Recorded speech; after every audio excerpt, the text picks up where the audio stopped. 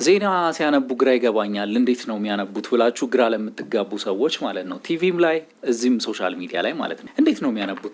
እንደዚህ አስሬ እንደዚህ እያዩ እንደዚህ ነው ወይስ ፊት ለፊታቸው እንደዚህ ያስቀምጠውት ነው የሚያነቡት እንደዚህ ወይስ ፒሲያቸው ላይ? እኔ ግራ ይገባኛል ብላችሁ ለምትሉ ሰዎች ይሄ ቪዲዮ ለእናንተ ነው የሚሆነው። የዜና ኮንተንት መስራት የምትፈልጉ ሰዎች በጣም ቆንጆ ቪዲዮ ነው። እንዴት እንደምትሰሩ ላሳያችሁ ነው። ይሄ ቪዲዮ ከማየታችሁ በፊት ሼር አድርጉት። ወደ ቪዲዮ በመጀመሪያ ካፕከታችሁን ትከፍታላችሁ። ካፕከታችሁን ከከፈታችሁ በኋላ ኦል ቲውልስ የሚለውን ከታች ነካለን።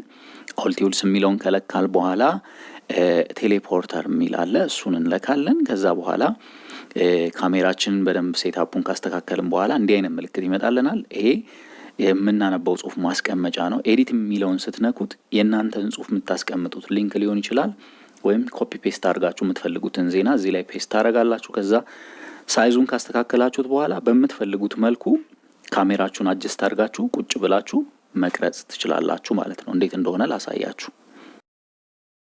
ኦኬ፣ አሁን ዜናችንን ማንበብ እንጀምራለን ማለት ነው። ዜናችን እንደዚህ ነው የምታነቡ። በቃ እንደዚህ ነው ኤቭሪቲንግ። እንደዚህ ፔስት ካረጋችሁት በኋላ ካፒታል ኒውስ የዓለም አቀፍ እርዳታ ቅነሳ የእናቶች ሞት በመቀነስ የተገኘውን ተስፋ አደጋ ላይ ጥሏል ሲል ተመድ አስጠነቀቀ።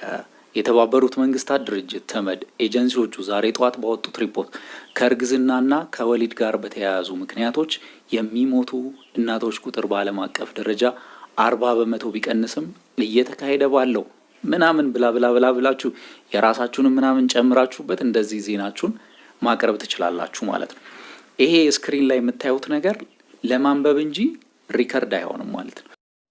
እንዳያችሁት ነው። ዜናውን አንብቤ ያለው ጨርሻ ያለው በዚህ መልኩ። ከዛ በኋላ ሴቭ ስትሉት ኤክስፖርት የሚለው ይመጣላችኋል። ኤክስፖርት ካደረጋችሁት በኋላ ዜናው እንዴት ጥርት ያለ እንደሆነ አሁን ታዩታላችሁ ማለት ነው። ማንኛችሁም ሰዎች መጠቀም ትችላላችሁ። ኦኬ፣ አሁን ዜናችንን ማንበብ እንጀምራለን ማለት ነው። ካፒታል ኒውስ የዓለም አቀፍ እርዳታ ቅነሳ የእናቶች ሞት በመቀነስ የተገኘውን ተስፋ አደጋ ላይ ጥሏል ሲል ተመድ አስጠነቀቀ።